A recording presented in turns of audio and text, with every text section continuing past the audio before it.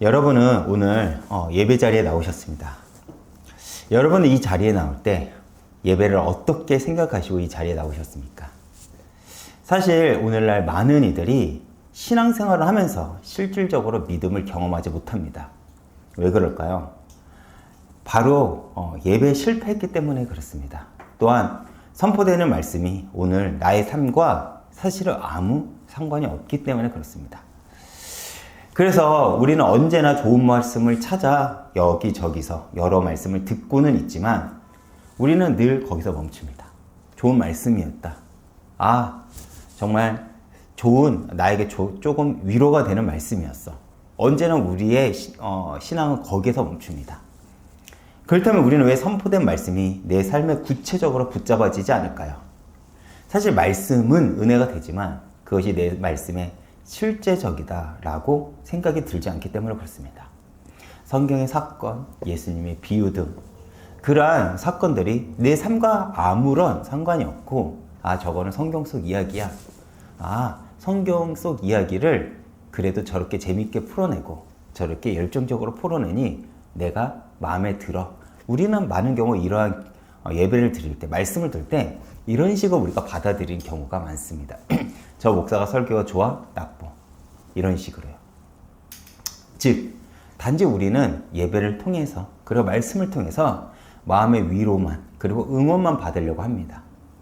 그렇기 때문에 우리는 오늘 이 말씀을 통해서 더 나아가 오늘 이 예배를 통해서 우리는 사실적인 하나님을 깊이 경험하고 알게 되는 그런 예배가 되길 바라겠습니다. 오늘 말씀은 지난주 말씀과 이어지는 사건입니다. 사무엘상 13장에서 우리는 사울왕의 불신과 불순종을 우리가 목격을 했습니다. 블레셋과의 그 전쟁의 상황에서 사울은 하나님의 말씀을 기다리지 못하고 성급하게 제사를 드립니다. 사실 이는 하나님의 명령을 어기는 행위였고, 그리고 사울의 이러한 행동은 사실 그의 내면에 있는 불안과 더 엄밀하게 하나님에 대한 불신을 드러내는 것입니다. 다시 말해 사울의 눈에 보이는 상황, 즉 블레셋 군대가 앞에 진을 치고 있고 자신의 군대들은 흩어지고 있으며 사무엘은 정해진 시간에 오지 않는 것에 사울의 시선은 거기에 초점을 맞춰졌던 것입니다. 그리고 결과적으로 그의 불순종은 사무엘의 입을 통해 그의 왕권이 오래가지 못할 것이라고 예언으로 이어집니다. 그런데 사실 사울의 이러한 행동은 우리 삶에 적용시켜보면 사무엘의 책명은 사실 우리 입장에서 너무 과해 보여요. 우리가 이것이 왜 과하다고 생각하지 못하냐면 사실 우리는 이미 인식 속에서 사울은 악하다고 하기보다는 하나님께서 떨어진 하나님의 은혜에서 은혜를 경험했지만 자신의 동기와 목적을 향해 악한 인물로 변모된 사울로만 우리가 인식이 되기 때문에 이것이 우리하고는 상관이 없어 보여요. 그런데 우리는 사실 말씀을 보면서 그리고 우리가 예배를 드리면서 말씀을 들으면서 우리가 해야 될 것은 뭐냐면 이 사건이 나와 어떻게 연결되는지를 우리가 볼 수 있어야 됩니다. 사실 사울의 행동을 우리 삶에 적용시켜보면 어떻습니까? 굉장히 과해 보여요. 이스라엘 군인은 기껏해야 지금 600명밖에 남지 않았습니다. 그런데 상대는 대략 3만 6천 명의 병사가 있으며 더군다나 블레셋의 모든 군인들은 철로 된 무기를 소유하고 있어요. 이러한 상황 속에서도 사실 동기가 어찌됐건 행위적으로는 사울은 하나님께 의지해보고자 한 입장이었습니다. 그러나 여기서 문제는 누가 일으켰습니까? 시작은요. 사무엘이죠. 사무엘은 사울과의 약속된 기간에 오지 않았습니다. 이러한 상황 속에서 이스라엘 백성들은 어떤 입장이었을까요? 아마도 하나님이 자신을 버리셨나라고 그들은 아마 오해했을 것입니다. 그렇기에 두려워서 그들은 흩어진 거예요. 아마 사무엘이 조금이라도 일찍 왔으면 이 정도까지 상황은 악화되지 않았을 것입니다. 사울의 입장에선 어떻게든 백성들을 붙잡아야 하기에 그래서 번제를 드린 것인데 늦게 온 사무엘은 오히려 사울을 무섭게 책망합니다. 그러나 사실 우리의 믿음의 문제는 이러한 문제 가운데 드러나게 되어 있습니다. 만약 사울이 이 전쟁은 하나님 손에 있다는 것을 알고 우리의 참된 왕은 하나님이라는 것을 그가 인식하고 있었다면 그는 어떤 상황 속에서라도 사무엘을 기다렸을 것입니다. 그러나 사울이 놓친 것은 무엇입니까? 참 이스라엘 왕이 누군지, 이 전쟁의 승패는 누구 손에 달렸는지 그 사실을 사울은 잊어버리고 보이는 현실에 집착하게 된 것입니다. 이스라엘 참된 왕이신 하나님께서 당신의 백성을 놓겠습니까? 그렇지 않겠죠. 그러나 사울은 그것을 놓친 것입니다. 그리고 눈에 보이는 현실을 쫓은 것이죠. 사실 우리 삶에서도 종종 사울과 같은 모습을 발견하게 됩니다. 우리는 어려운 상황 속에서 엄중하게 하나님을 신뢰하기보다는 우리의 방식대로 그리고 세상의 논리와 경험대로 해결하고자 합니다. 그렇지 않나요? 어떤 갈등 속에서, 문제 속에서 여러분들이 찾고 의지하는 것이 무엇인가요? 정말 여러분들이 하나님의 말씀에, 정말 이 예배 자리에, 그리고 하나님을 바라보는 매일매일의 그 신앙생활 속에서 여러분들이 온전히 하나님을 의지하고 있나요? 아니면 그것은 그거대로 내가 하지만 실질적인 방법과 실질적인 대책은 사울과 같은 그 방법과 노력을 하지 않고 있나요? 우리는 그러한 신앙의 실존적인 모습이 보이지 않기 때문에 어쩌면 사울과 같은 선택을 하지 않나 우리 스스로 질문해 봐야 될 것 같습니다. 다시 돌아가 그러한 사무엘의 무거운 책망을 들은 사울과 두려움의 대부분을 군인들을 흩어지고 사울의 곁에는 삽이나 괭이만을 든 단지 600여 명의 백성들만 있을 뿐입니다. 사울도 떠나고 사무엘도 떠나고 사무엘이 떠난 것을 보고 더 많은 백성들이 흩어졌겠죠. 원래 3,000명을 모집을 했지만 대부분은 흩어지고 지금 사울 곁에는 몇 명 있다고요? 600여 명밖에 있지 않습니다. 그런 상황 속에서 14장의 말씀이 시작됩니다. 제가 1절을 한번 읽어보겠습니다. 하루는 사울의 아들 요나단이 자기의 무기를 든 소년에게 이르되 우리가 건너편 블레셋 사람들의 부대로 건너가자 하고 그 아버지에게 아뢰지 아니하였더라. 본격적으로 요나단의 이야기가 14장부터 나오기 시작하죠. 지금 요나단이 어떠한 결단과 결심을 했습니까? 요나단은 지금 자신의 무기를 든 자에게 무모한 명령을 합니다. 그것이 무엇이죠? 요나단과 자신의 무기를 든 그 부관 단 둘이서 블레셋의 전장으로 가자는 거예요. 여러분, 단 둘이서 블레셋의 전장을 가는데 블레셋이 지금 몇 명이 진을 치고 있죠? 어림잡아 3만 명 이상입니다. 근데 그 3만 명이 모인 그 곳에 단 둘이서 가자는 거예요. 이러한 대규모 군인들 사이로 요나단은 자신의 부관과 함께 공격을 하자는 것입니다. 이런 요나단의 행동이 여러분들 지금 이해가 가시나요? 너무나도 무모하게 보이지 않으신가요? 사실 우리의 상식과 우리의 이해로는 지금 요나단의 모습이 이해가 가지 않습니다. 물론 우리는 성경의 이야기를 알기 때문에 믿음을 행했다. 믿음으로 저렇게 했구나라고 우리는 쉽게 받아들이지만 여러분 인생 앞에 이러한 문제가 펼쳐진다면 여러분들은 과연 요나단과 같은 행동을 할 수 있나요? 그리고 우리가 여기서 또한 주목해야 될 것이 무엇입니까? 바로 요나단의 부관입니다. 요나단의 부관에 대해서도 우리는 주목해야 돼요. 이런 요나단의 무모한 명령 가운데 부관은 어떠한 말도 없습니다. 그리고 4절과 5절을 보면요. 요나단이 블레셋 사람들에게 건너가려고 하는 길 사방에는 험한 바위가 있다고 합니다.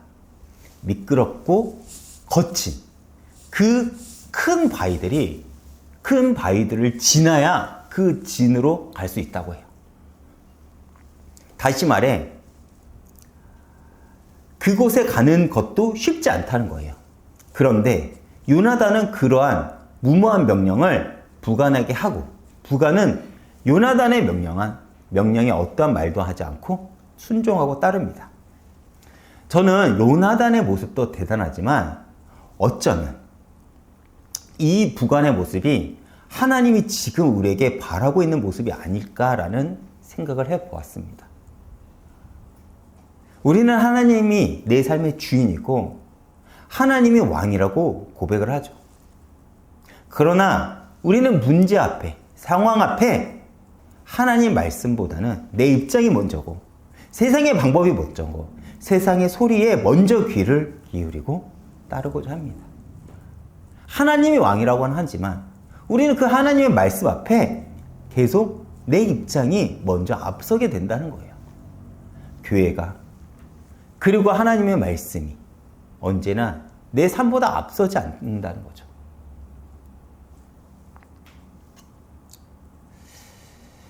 여러분, 우리에게는 실제 오늘 드린 이 예배가 여러분들에게 우선시되고 여러분들에게 붙잡아지고 여러분들에게 하나님의 임재를 경험하는 예배가 되시나요? 오늘 여러분들이 살아가는 이 상황 속에서도 이 예배가 정말 여러분들에게 위로가 되고 여러분들에게 답으로 붙잡아지나요? 선포되는 이 말씀이 여러분들 삶에 구체적으로 방향을 제시하고 있나요? 더 나아가 오늘 이 예배 말씀이 여러분들에게 길이 되고 진리가 되고 있으신가요? 사실 많은 경우 우리는 예배를 그저 습관대로 드립니다.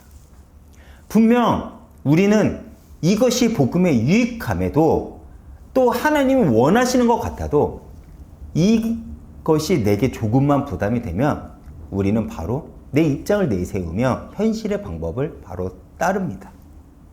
이것이 사실 우리의 실존적 신앙의 모습이죠. 사실 어쩌면 우리의 삶은 현재 이스라엘 상황처럼 막힌 상황 가운데 있는 것 같습니다. 경제적 문제가 앞에 있고요. 관계의 문제가 있고요. 상황의 문제가 있습니다. 이 문제들은 도저히 풀릴 것 같지 않아요. 갈등이, 경제적인 문제가 나의 어떤 상황 속이 아무리 사방을 둘러봐도요. 이 문제는 해결될 것 같지 않습니다. 정말 나에게 닥쳐오는 이 문제는 마치 수많은 블레셋 군대가 이스라엘 앞에 진을 친 것 같이 우리를 공격하는 것만 같아요. 여기서 우리는 어찌할까요? 내게 남아있는 건 아무것도 없습니다. 그런 상황 속에서도 우리의 신앙은 마치 블레셋 군인을 보고 두려워서 흩어지는 이스라엘 백성들처럼 흩어지고 있는 것 같습니다. 그렇지 않나요? 문제 앞에서 여러분들 더 담대하게 믿음을 고백해서 요나단과 같은 결단과 믿음의 행동을 하시나요? 아니면 이스라엘 백성들처럼 여러분들 신앙이 두려움에 떨면서 흩어지고 계신가요? 저는 이 사실을 보면서 저의 실존적 신앙의 모습을 발견하게 되었습니다. 정말 개척교회의 이 무거운 현실이, 정말 경제적인 이 두려운 현실이 저의 신앙의 모습을 흩어뜨리고 있더라고요. 근데 아차 싶었습니다. 내가 이렇게 믿음이 없구나. 내가 이렇게 하나님을 의지하지 않는구나. 목사는 내가 이러는데 성도님들은 어떠할까? 라는 그러한 신앙의 모습을 발견하게 되었습니다. 그 문제를 헤쳐가야 할 길 역시 사방이 보이지 않습니다. 사방에 밖에 보이지 않아요. 마치 블레셋을 가는 그 길이 바위로 둘러싸여 그 길이 가는 것도 쉽지 않아 보입니다. 그리고 그 길을 가는 것도 정말 어떤 작전을 가지고 갈 수가 있는 게 아니에요. 바로 블레셋에게 들킬 수밖에 없는 길이기도 합니다. 이런 상황 속에서 여러분은 무모하게 말씀을 붙잡고 문제에 뛰어 들어갈 수 있으신가요? 쉽게 말하겠습니다. 여러분 삶에 이 예배가 우선시가 되나요? 이 예배가 여러분들의 생명줄이 되시나요? 이 예배가 오늘 하나님이 나에게 들려주는 진정한 말씀이고 진정한 답이라고 여러분들이 생각하고 계시나요? 그렇지 않습니다.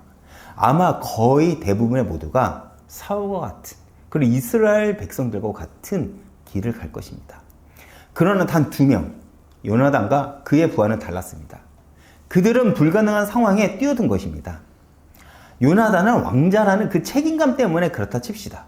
그렇다면 그의 부하는 왜 요나단과 함께 그 무모한 적진으로 뛰어들었을까요? 이유는 단 한 가지입니다. 왕의 명령이기 때문에 그렇습니다. 그 부하는 충성되고 겸손한 자였죠. 처음 하나님이 사울을 부르신 그때 그 모습대로 왕의 명령에 순종하고 함께 그 무모한 길로 뛰어들었습니다.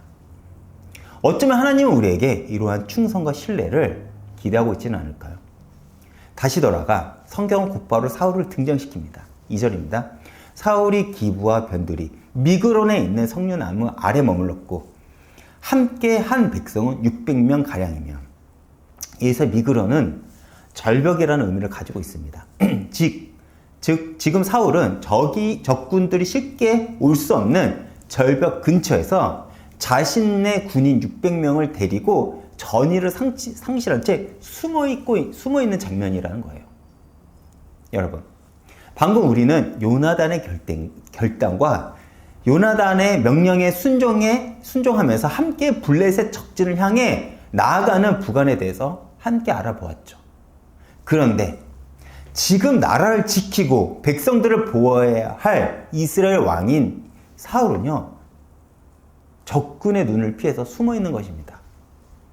마치 고난을 만나면, 문제를 만나면 그것을 피해 숨어 있는 교회와 그리고 우리들을 보는 것 같습니다. 사울의 입장은 사실 충분히 이해가 가요. 그리고 사울의 선택은 어찌 보면 지혜롭게 보이기도 합니다. 왜요? 지금 이 상황은 내 능력 밖의 일이라는 거예요. 그러나 이런 사울의 자세는 하나님이 사울을 이스라엘로 택하셨던, 또한 이스라엘의 왕의 자세는 아닙니다. 왜 그렇습니까? 사울이 왜 선택됐고 그의 책임은 무엇이죠? 제가 사무엘상 9장 16절을 한번 읽어보겠습니다. 내일 이맘때에 내가 베냐민 땅에서 한 사람을 내게 보내리니 너는 그에게 기름을 부어 내 백성 이스라엘의 지도자로 삼으라. 그가 내 백성을 블레셋 사람들의 손에서 구원하시리라. 내 백성의 부르짖음이 내게 상달되었으므로 내가 그들을 돌보았노라 하셨더니, 사울은 블레셋의 손에서 이스라엘을 구원하는 것이 그가 왕이 된 이유요, 그의 사명입니다. 이해가 가십니까? 그러나 사울은 현실이라는 벽 앞에 그의 사명은 무너졌고 그는 도망친 것입니다. 그뿐만이 아닙니다. 제가 오늘 보면 3절을 이어서 읽어보겠습니다. 아이야는 에봇을 입고 거기 있었으니 그는 이가봇의 형제 아이두의 아들이요 비느하스의 손자요 실로에서 여호와의 제사장이 되었던 엘리의 증손이었더라. 백성은 요나단이 간 줄을 알지 못하니라. 지금 아이야라는 제사장이 사울의 곁에 있습니다. 그런데 이 아이야라는 제사장이 곁에 있는 것이 왜 문제가 됩니까? 이스라엘이 전쟁을 할 때 전쟁의 뜻을요, 제사장과 선지자들에게 묻습니다. 그리고 전쟁을 하나님에게 뜻을 묻는 의식을 통해서 하나님께 묻고 난 뒤 제사장들은요, 성소로 돌아가 성소를 지켜야 됩니다. 그것이 제사장들의 사명이에요. 전쟁의 승패는 하나님께 달려있어요. 그러나 그들의 사명은 뭐라고요? 성소를 지켜야 되는 겁니다. 그런데 성소를 지켜야 할 제사장이 지금 어디 있다고 성경은 기록하죠? 전쟁터에서 사울과 함께 있는 것입니다. 다시 말해, 사울은 전쟁터에 제사장을 데리고, 전쟁터에 데리고 오면 안 될 제사장을 전쟁터에 데리고 오면서 자신의 역할의 선을 넘어버린 거예요. 자신이 하지 말아야 될 그 권력의 선을 넘어버린 것입니다.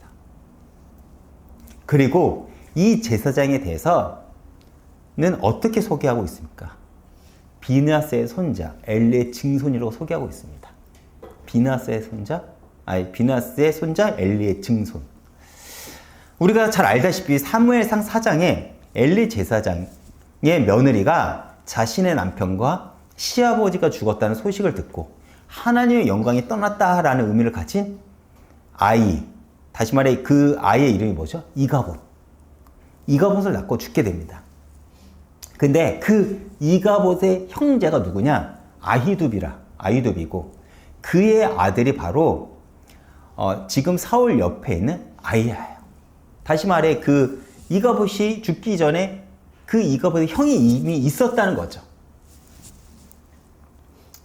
그리고 엘리가 죽고 난 이후에도 우리가 무엇을 알 수 있냐면 사무엘이 이스라엘을 다스렸음에도 여전히 엘리 제사장의 가문에 어떠한 역할이 있었다는 것입니다. 그런데 지금 그 아이야, 엘리 제사장 가문의 사람 아이야가 사울 곁에 있습니다. 사울 옆에 있는 것으로 보아 지금 이 아이야는 어떤 것을 기대하고 있을까요? 사무엘에게 빼앗겼던 그 가문의 영광이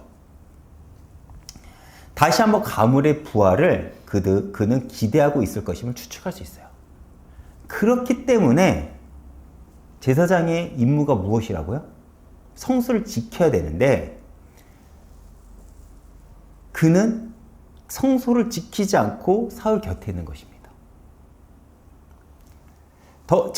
더군다나 그는 대제사장의 가문의 출신의 제사장이에요. 그렇다면 더욱이 성전을 떠나서는 안 되는데 지금 그가 전쟁터에 있는 사울 곁에 있다는 것은 어떠한 잘못된 동기가 있다는 것 말고는 설명할 길이 없습니다. 그렇지 않습니까? 아마 사울의 입장에서 보면요. 사울의 책망에 그는 마음이 몹시 상하고 억울했을 거예요. 그러니까 무슨 상황이 우리는 예측이 되냐면 사울의 입장에선 이렇게 생각을 했을 것입니다. 사무엘 너가 없으면 내가 제사를 못 드리나? 그래서 사무엘 너만 제사장이냐? 그래서 아이야를 끌고 온 것이다. 이 두 명의 잘못된 사람들의 신앙이 맞아떨어진 거죠. 이해가 됩니까?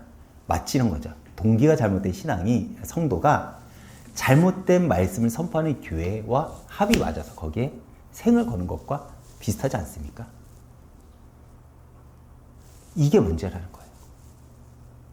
그 제사장도요, 잘못된 동기를 가지고 있었고, 사울 역시 잘못된 마음을 품고 있었다는 것입니다. 우리는 성경을 보면서 이 사실을 주목할 수 있어야 돼요. 사실 많은 경우 우리가 이런 사실을 흘려듣고 있지 않습니까? 그런데 여기서 왜 하나님이 그를 떠났는지를 우리는 목격하게 됩니다. 그리고 왜 엘리 제사장 가문을 하나님께서 더 이상 사용하지 않는지도 우리는 알게 되는 것이죠. 다시 말해 사울은 여전히 하나님께 예배를 드리지만 그의 예배와 신앙은 하나님의 뜻과 방향을 따라가는 것이 아니라 자신만의 예배와 자신만의 종교를 만들어내는, 다시 말해 괴물이 되어버린 것입니다. 신앙의 고집을 만들어낸 것이죠. 이 역시 우리들의 신앙의 현실을 보게 합니다. 사실 우리는 이 사실을 보면서 사울을 우리는 뭐라고 하지만 오늘날 많은 성도들이 사실 이런 사울과 같은 신앙생활을 하고 있습니다. 많은 이들이 하나님을 믿는다고 말하죠. 그러나 그들의 신앙의 방법과 목적은 성경에서 말한 것과 너무나도 다릅니다. 여러분, 강해 설교를 하면서 여러분 느끼는 거 있지 않습니까? 불편해요. 자꾸 나의 죄성을 드러냅니다. 근데 나의 죄성을 드러내는 이 말씀의 흐름을 많은 이들이 좋아할까요? 그렇지 않습니다. 대부분 사람들이 좋아하는 설교가 뭡니까? 우리는 이렇게 정의를 내리죠. 번영신앙.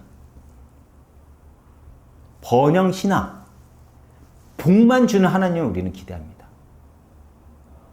내 마음대로 내가 어떻게 행해도 복만 주는 하나님을 우리는 기대해요. 그러나 성경을 읽다 보면 성경의 대부분의 이야기는요, 우리를 불편하게 합니다. 말씀을 보지 않고 말씀을 듣지 않는데 하나님을 믿는다고 합니다. 말씀을 보고 말씀을 들어도 그 말씀을 듣고 그 말씀을 순종하고 따라가는 것이 아니라 예배를 내 상황에 맞춰서 드리기도 하죠. 예배의 의미 그리고 말씀의 내용보다는 이 예배가 나에게 주는 감정적인 것이 우리에게는 더 중요하다는 거예요. 이것이 오늘날 청년들에게, 그리고 또 많은 성도들이 원하는 예배라는 것입니다. 그러나 이러한 예배와 신앙생활을 성경에서는 기독교라고 말하지 않아요. 다시 말해 사울은 겉으로 하나님을 믿는다고는 하지만 그는 이미 자신의 상황과 입장에 따라 하나님을 대하는 종교 생활을 하고 있는 것입니다. 내가 주도권을 가지고 있는 거예요. 내가 드리고 싶은 예배를 드리는 것이고 내가 원하는 목사를 앞에 두고 하나님께 예배를 드리는 것입니다. 틀어진 신앙이죠. 그러나 그러한 사울과는 다르게 요나단은 적진을 향해 지금 가고 있습니다. 그렇다면 그는 무엇을 믿고 기대하기에 그러한 무모한 행동을 하고 있는 것일까요? 제가 6절을 한번 읽어보겠습니다. 요나단이 자기의 무기를 든 소년에게 이르되 우리가 이 할례를 받지 않는 자들에게로 건너가자. 여호와께서 우리를 위하여 일하실까 하노라.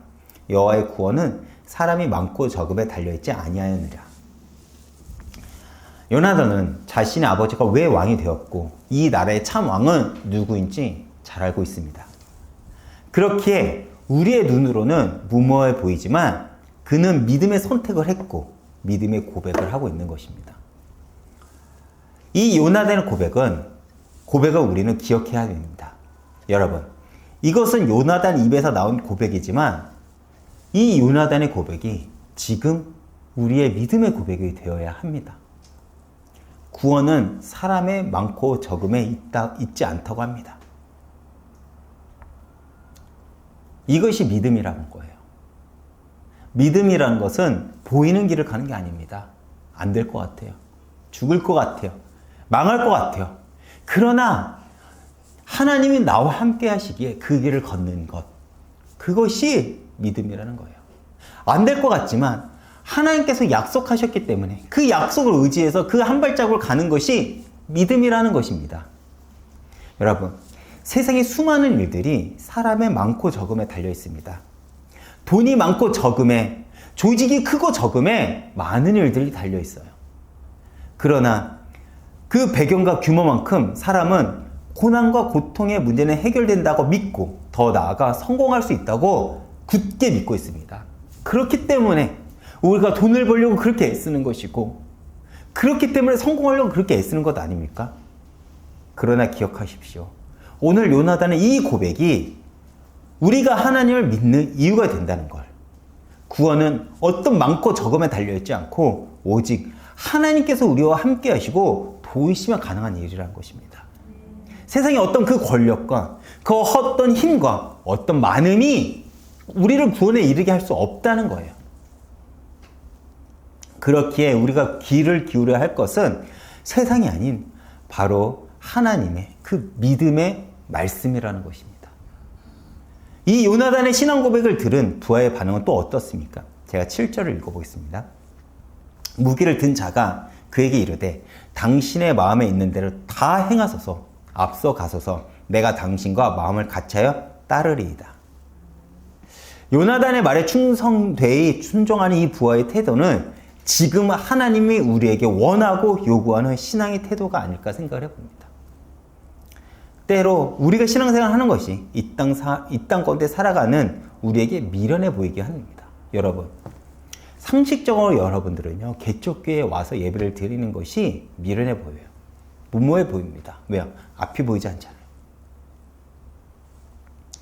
이런 아무것도 보이지 않고 아무것도 없고 보이지 않는 교회의 순종과 충성은 미련해 보입니다. 무모해 보여요. 그러나 우리가 믿음이 있다면 하나님은 요나단과 그 부하를 통해 역사를 만드신 것처럼 하나님은 이 교회를 들어 역사를 만들어낼 거예요. 우리가 왜 그 역사를 만들어내지 못하냐? 이유는 한 가지입니다. 사람의 많고 적음이 아니에요. 우리에게 믿음이 없어서라는 거예요. 우리가 죽을 때까지 하나님의 역사를 보지 못하면 사람의 많고 적음에 그것이 있는 것이 아니라 우리의 믿음이 없어서, 나의 믿음이 없어서 하나님의 역사를 목도하지 못하는 것입니다.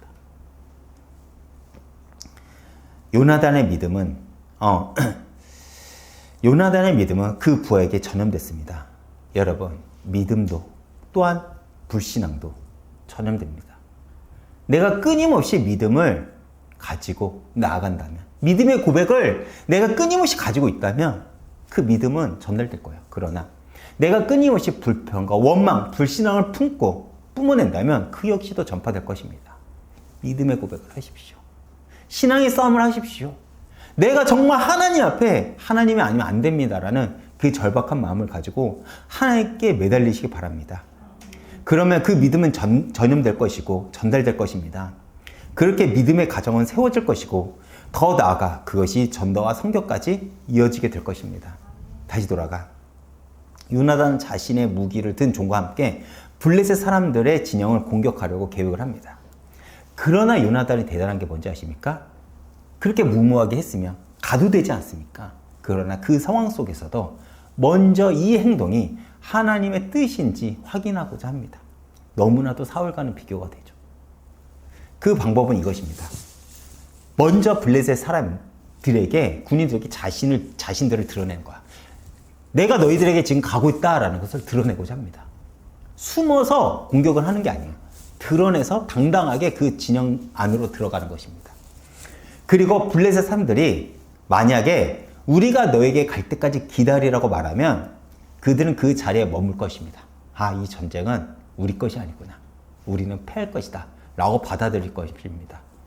그러나 블레셋 사람들이 우리에게 올라오라고 말하면 요나단과 그 부하는 하나님께서 블레셋을 자신들의 손에 넘기신 것으로 보고 블레셋 적진을 향해 올라갈 거라는 거예요. 두 명이서 36,000명을 대한다는 거 말이 되나요? 그러나 그들은 그런 무모한 믿음이 있었다니까요. 그런데 이것이 얼마나 무모합니까?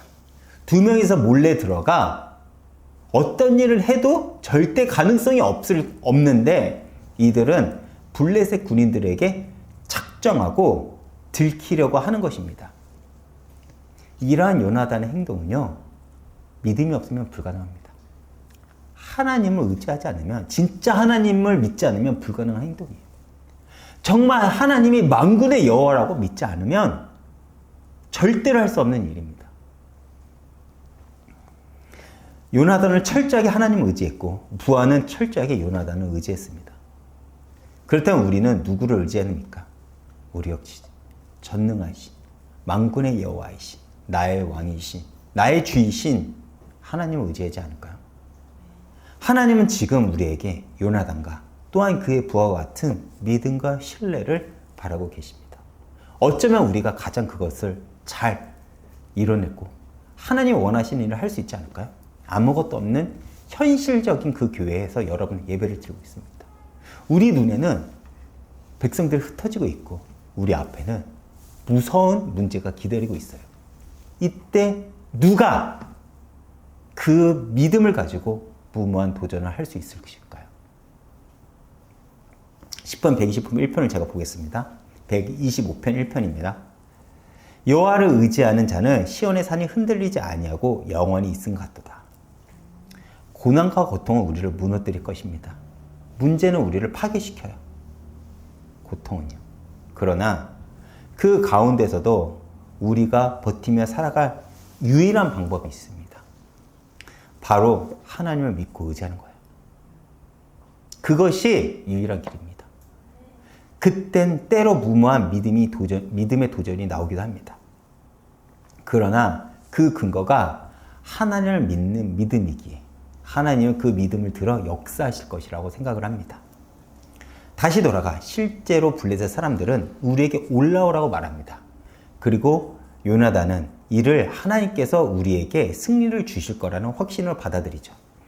이후 요나단과 그의 부하는 블레셋 진영을 공격하여 큰 혼란을 일으키고 동시에 하나님을 땅을 진동시킵니다. 그리고 마침내 그 전쟁에서 요나단은 승리를 가져오죠. 여러분, 하나님은 때로 당신께서 우리를 통해 일하시기 위해서 우리에게 무모한 믿음을 요구하시기도 해요. 그리고 그 믿음의 요구는 너무나도 무모하고 불가능해 보일 때가 있습니다.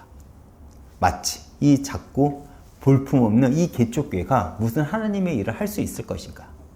또 여기 앞에 있는 어리숙한 목사가 무슨 대단한 복음의 사역을 할 수 있나? 우리 눈으로는 도저히 불가능해 보이기만 합니다. 여러분 입장 한번 생각해 보십시오. 불가능해 보이지 않습니까? 저를 한번 생각해 보십시오. 어떤 재능도, 기능도, 말주변도 없는, 재능도 없는 목사가 앞에서 설교를 하고 있습니다. 불가능해 보여요. 그래도 적어도 하나님의 일을 하려면 어느 정도 사이즈가 있고, 아니면 저 앞에 있는 목사가 어느 정도 기능과 재능이 있어야 되는데 아무것도 없어요. 배경도 없어요. 실력도 사실 없습니다. 불가능한 것만 천지예요. 그러나 우리가 믿음을 가지고 나아갈 때 하나님은 그 믿음을 들어 크게 역사하십니다. 여러분, 요나단과 그 부하가 용감히 적진에 뛰어들어 죽인 적군의 수가 몇 명인지 아십니까? 20명이에요. 근데 적군의 원래 수는 몇 명이라고요? 36,000명. 근데 보세요. 성경을 오늘 여러분들 보십시오.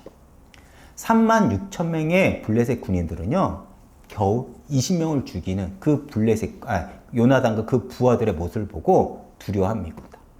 놀라요. 그리고 하나님은 땅을 흔드심으로써 그들을 더욱더 두렵게 하여 블레셋 군인을 흩으십니다. 이것이 어떻게 인간의 경험과 지혜로 가능하겠습니까? 오직 믿음의 역사로만 가능하다는 거예요. 그렇죠. 이것을 뭘로 설명할 수 있나요? 전래동화처럼 우리가 이거를 신화처럼 받아들이시나요? 이 사건이 오늘 여러분들의 믿음으로 받아들이지 않는다면 여러분들의 인생에 그 믿음의 역사는 없을 것입니다. 그들은 단지 믿음으로 갔어요. 그들이 한 것은 단지 20명의 군인들만 죽였을 뿐입니다. 그러나 하나님은 그들의 무모한 믿음 행동을 보시고 땅을 진동시키심으로써 36,000명의 군인들을 흩으십니다. 여러분들 작은 믿음의 결단을 하고 그 도전을 한다면 하나님은 그것을 크게 들어 역사하신다는 거예요. 사실 제가 이번 주 참 많은 불신앙을 했습니다. 현실 너무 커 보이고 주변 상황이 저를 너무나도 힘들게만 했습니다. 그래서 오늘 이 말씀이 너무나도 저에게는 힘들었어요. 말씀을 준비하다 보니 저의 믿음 없음이 사실적으로 드러나고 제가 너무나도 사울과 같이 또 이스라엘 백성들과 같이 숨어 있는 것이 보였던 것입니다. 그래서 다시 요나단과 같은 믿음의 고백과 믿음이 있기를 기도했습니다. 하나님 나에게 이러한 믿음을 허락해 주십시오. 내가 하나님 살아계심을 신뢰하고 믿게 해주십시오. 그리고 여러분 중 누군가가 오늘 이 선포된 말씀을 믿음으로 붙잡고 서신다면 분명 여러분들은 하나님이 일하시는 그 믿음의 역사를 반드시 목도할 거예요. 이런 요나단의 믿음에 반해 사울은 어떠했습니까? 18절입니다. 사울이 아히야에게 이르되 하나님의 궤를 이리로 가져오라 하니 그때 하나님의 궤가 이스라엘 자손과 함께 있음이라. 여기서 번역이 잘못된 게 있어요. 히브리어에서 헬라어로 번역하면서 하나님의 궤라고 번역 때 이게 원래는 에봇이에요. 에봇을 가져오라고 하는 것입니다. 이스라엘 진영의 파수꾼들은 협곡 넘어 블레셋 진영에서 큰 싸움이 일어나는 것을 보고 누군가 사울에게 지금 블레셋 군대가 어떤 일이 일어난지 모르겠지만 도망가고 있습니다. 그리고 사울은 그 소식을 듣고 서둘러 점호를 합니다. 왜 점호를 했냐? 블레셋 소동의 중심에는 그런데 아마도 저기 이스라엘 군인들이 있다는 것에 대한 보고가 있었기 때문에 그것을 알아보고자 점호를 한 것입니다. 그리고 두 사람, 요나단과 그의 부하가 거기 있었다는 것인 원인을 알게 됩니다. 그런데 여기서 자신이 그 소식을 듣고 지금까지는 비겁했더라도 그 소식을 듣고 자신은 그래도 이스라엘 왕이라면 믿음의 선택을 한 요나단을 보고 자신을 부끄러워하지 않을까요? 그렇죠? 반성해야 되지 않을까요? 그리고 거기에 누가 있죠? 자신의 아들이 있습니다. 그리고 지금은 전쟁 가운데 있어요. 그러면 서둘러 지원 병력을 보내는 것이 당연할 텐데 사울은 뜬금없이 하나님의 궤를 가져오라고 지시합니다. 이 순간에도 여전히 사울은요, 자신의 체면이 먼저, 자신의 입장이 먼저인 종교적 형식만 가지고 있는 것입니다. 갑자기 서둘러 예배를 드리고 하나님의 뜻을 묻고자 하는 거예요. 얼마나 어리석습니까? 오늘날 교회가 또 우리들이 신앙생활 할 때 이 사울의 모습이 우리들의 모습인 것 같습니다. 정말 우리는 복음 때문에 살아갑니까? 우리는 어쩌면 나의 체면이 더 소중하고 나 입장이 더 중요할 때가 있습니다. 우리는 무엇 때문에 분노를 하십니까? 내가 분노하는 지점이 결국 내 안에 있는 것이고 그것이 나를 드러냅니다. 다시 돌아가 더 나아가 사울은 성급하고 잘못된 신앙의 자세, 신앙의 고집을 부리죠. 24절입니다. 이날에 백성들이 피곤하였으니 이는 사울이 백성들에게 맹세시켜 경계하여 이르기를 저녁 곧 내가 원수에게 보복하는 때까지 아무 음식물이든 먹는 사람은 저주를 받을지어다 하였습니다. 그러므로 모든 백성이 음식물을 맛보지 못하고 지금 이스라엘은 전쟁 중에 있죠. 그 어느 때보다도 체력이 중요할 때입니다. 그런데 사울은 고집을 부리면서 먹는 것을 금지합니다. 언뜻 보기에는 굉장히 믿음이 있어 보이고 헌신적인 것처럼 보입니다. 하지만 이 결정은 군사들의 체력을 약화시키고 결과적으로 전투를 저하시키는 결과를 낳았습니다. 실제 전쟁을 치른 요나단은 그 명령을 듣지 못해 꿀을 먹게 되고 사울의 그것을 알게 된 후 분노를 하게 되죠. 여기서 눈이 밝아졌다는 것은 꿀을 먹고 순간 체력이 회복되었다는 것. 우리가 이러잖아요. 당이 떨어졌는데 초콜릿을 먹고 순간 기력이 회복됐다. 그런 의미입니다.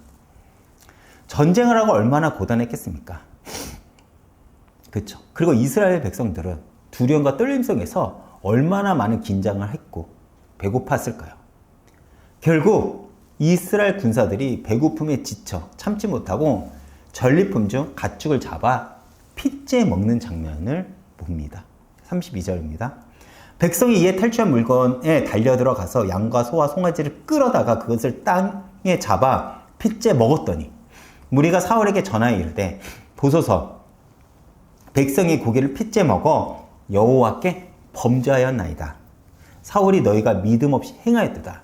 이제 큰 돌을 내게서 굴려오라 하고 핏째 고기를 먹는 것은 율법을 어기는 행위입니다. 근데 이 율법을 어기는 행위, 백성들이 율법을 어기게 된 그 문제를 누가 일으켰습니까? 사울이죠.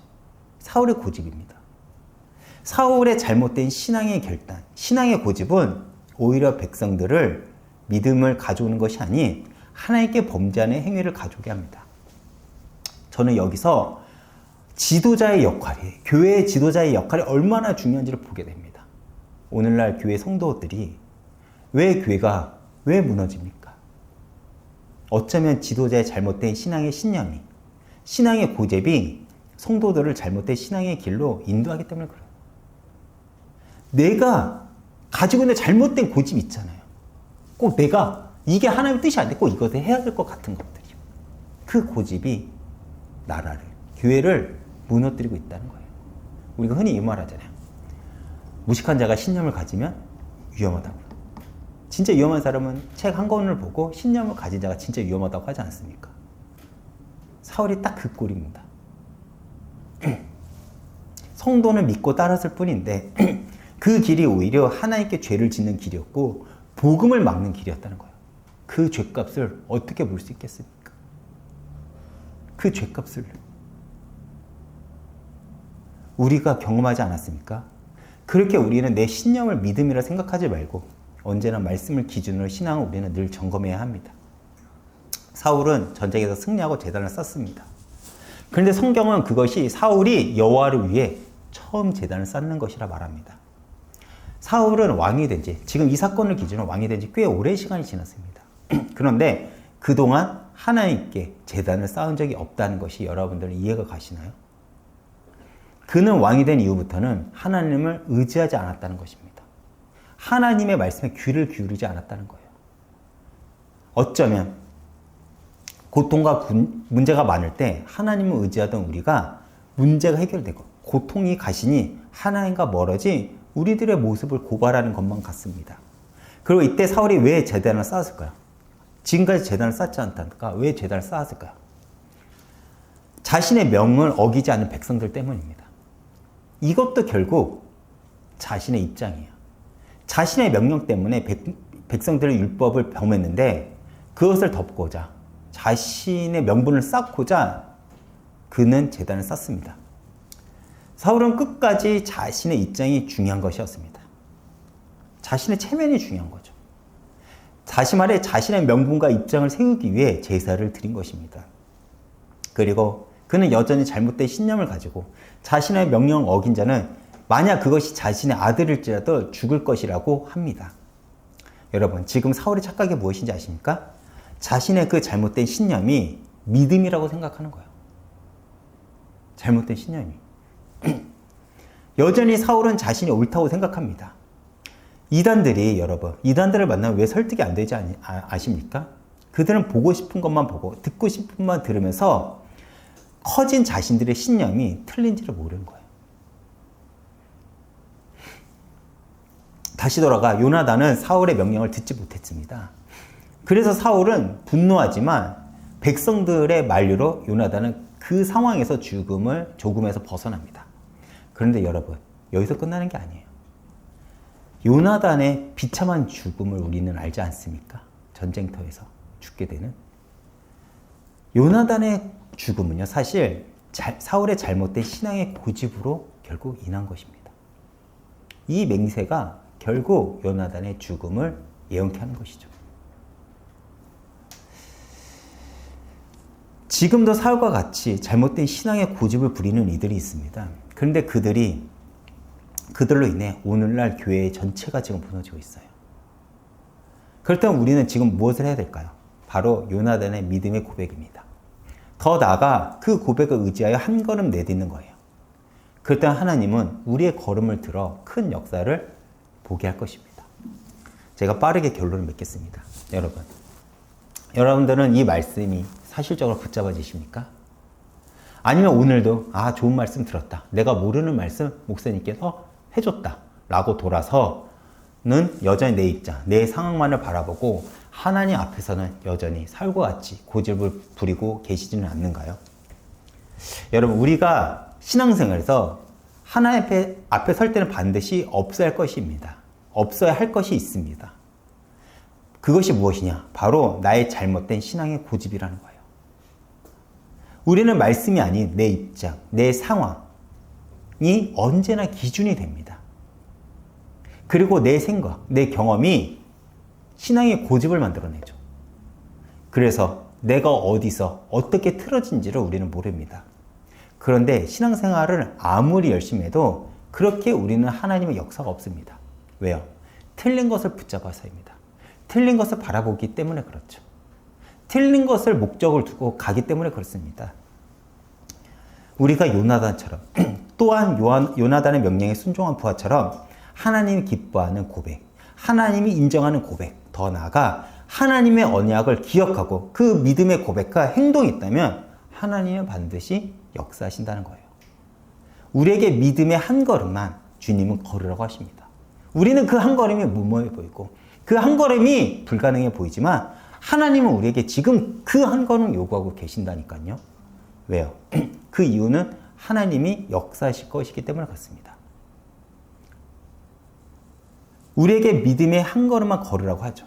그 이후부터는 하나님이 땅을 흔들어 블레셋의 3만 명의 군대를 흩으신 것처럼 우리 대신 하나님은 그 믿음의 역사를 만들어내실 것이기에 우리에게 지금 그 무모한 믿음의 도전을 요구하고 계십니다.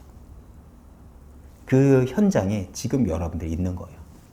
도망가느냐? 아니면 그 믿음의 한 걸음, 믿음의 헌신, 믿음의 순종을 하느냐? 그리고 하나님의 약속은 우리는 예배를 통해 붙잡게 됩니다. 예배는 하나님의 임재 자리요, 하나님과 깊은 교제 자리입니다. 그렇게 믿음의 예배는, 믿음이 있는 예배는 살아있고 능력이 있으며 실질적으로 우리의 삶에 변화를 가져올 것입니다. 우리의 삶에 왜 변화가 없느냐? 믿음이 없어서요. 이 말씀이 내 안에 성취될 것이라는 그 믿음이 없어서 우리는 삶에 변화가 없는 것입니다. 더 나아가 이 자리에 모인 여러분들께서 오늘 선포된 이 말씀이 오늘 내 삶에 실질적으로 적용이 되고 붙잡아진다면 하나님은 그곳에서 다시 우리의 삶을 응답의 걸음으로 시작하시고 믿음의 역사를 보게 하실 것이라는 것입니다. 제가 지난주에 말씀을 전하고 묵상하다 놓친 것이 바로 이것이에요. 지금까지 저는 늘 은혜 차원에만 머물렀지 그 말씀이 실제 저의 삶과 연결시키지는 못했습니다. 문득 그러다가 제 삶이 지난주 전한 말씀과 너무나도 비슷한 환경임을 제가 깨달았어요. 다시 말해 제가 사울이더라고요. 제 앞에는 현실적 문제가 문제로만 보였지 지금 이 말씀과는 믿음으로 연결되지는 않았다는 거예요. 그것은 그거고 내 삶의 현실은 현실이지. 그런데 문득 말씀의 여운이 남아 말씀을 묵상하다 지금 내가 사울과 같다는 생각이 들었습니다. 지금 제 앞에 모이는 문제들이 이스라엘 앞에 진을 친 블레셋 군대와 같고 또한 교회의 현실이 흩어지는 이스라엘 군인들만 같아 보였습니다. 그리고 저의 영적인 자세는 마치 사울과 같았죠. 그렇게 말씀이 실질적으로 부닥쳐오니 저의 실존적인 영적인 상태가 보이는 것입니다. 눈에 보이는 문제지만 이것이 실질적으로는 영적인 싸움임을 알게 됐다는 것이죠. 그렇다면 저에게는 두 가지 선택의 길이 있습니다. 하나는 사울의 고집된 신앙의 길을 갈 것인지 아니면 요나단의 믿음의 도전의 길을 갈 것인지입니다. 저는 이은교회와 함께 믿음의 길을 가고 싶습니다. 그렇다면 누가 저와 함께 또 교회와 함께 요나단과 함께한 이처럼 믿음의 길을 가겠습니까? 누군가가 함께 그 길을 걷는다면 반드시 하나님은 이 기회를 통해 역사를 만들어낼 것입니다. 그날을 기대하며 한 주간 승리하시길 축원드리겠습니다. 제가 이번 주 찬양은 하나님의 열심이라는 찬양을 준비했어요. 하나님은 우리에게 때로 무모한 믿음을 요구하십니다. 그러나 그 믿음은 결국 하나님의 열심을 가져오죠. 때로는 하나님은 우리를 절박함까지 가게 하십니다. 왜 그렇습니까? 하나님은 그곳에서 우리의 믿음을 보고자 하기 때문에 그렇습니다. 그때도 여전히 우리가 하나님의 왕되심을 기억하고 하나님의 약속을 기억하고 하나님의 되심을 기억하고 있는지를 우리에게 보고 싶은 것입니다. 그리고 우리가 믿음으로 행한다면 하나님은 그 믿음을 들어 당신의 열심으로 큰 믿음의 역사를 만드실 것입니다. 그 과정은 절대로 헛되고 가치 없지 않을 것입니다. 가치 있고 풍성한 삶으로 채우실 거예요. 그것을 기대하며 오늘을 살아내시길 바랍니다. 오늘 이 찬양을 통해서 큰 은혜 받으시길 바라겠습니다.